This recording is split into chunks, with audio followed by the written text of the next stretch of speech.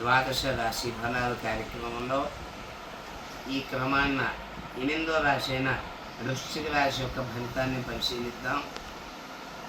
ఎవరి నామాక్షరాల మొదటి అక్షరం తో, నాని, నూనె, నో, యా, ఈయు అనే 9 అక్షరాలు వస్తాయో వారికి, ఈ 9 పాదాల వారికి వృశ్చిక రాశి సంసూచితం. వారి ఫలితాలు ఈ విధంగా ఉన్నాయి. ఆదాయం 2, వ్యయం 14, రాజపూజ్యం 5, అవమానం 2. ఈ రాశి వారికి ముందుకు వెళితే నొయ్యి, వెనక్కి వెళితే గొయ్యి అన్న చందంగా ఉంటుంది. తలపెట్టిన పనులు ఆలస్యంగా నెరవేరుట, వ్యాపార వ్యవహారంలో ఆశించిన ఫలితాలు పొందలేకపోవట, డబ్బుకి ఇబ్బంది పొందట, రుణమును చేయుట జరుగును. నమ్మిన వారి వల్ల మోసంలో, దొంగతనంలో, కోర్టు వ్యవహార చిక్కులు, శుభకార్యంలో ఆటంకులు, కాలయాపన, భూగృహాదులు అమ్ముట, సొంత ఇంటిని విడిచిపెట్టి వేరొక చోట ఉండడం వంటి దౌర్భాగ్యకర వాతావరణం ఉంటుంది.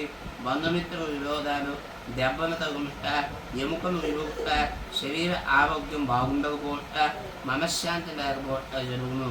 విద్యార్థులకు నిలకం లేకపోవట, చదివినది అవ్వకపోవట, మందత్వం లేకుండా కష్టపడి చదివిన కానీ పరీక్షల్లో ఉత్తీర్ణత కష్టము.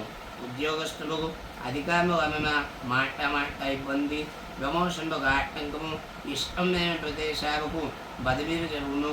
పని ఒత్తిడి చేత మనశ్శాంతి ఉండదు. వ్యవసాయదారులు కూడా కలిసి రాదు. వ్యాపారస్తులు నూతన వ్యాపారాలు కలిసి రాకపోతే జరుగును. కనుక పాతవే చేసుకున్నట్టు మంచిది. అక్టోబర్, నవంబర్ నెలల్లో కొంత మెరుగ్గా ఉండును.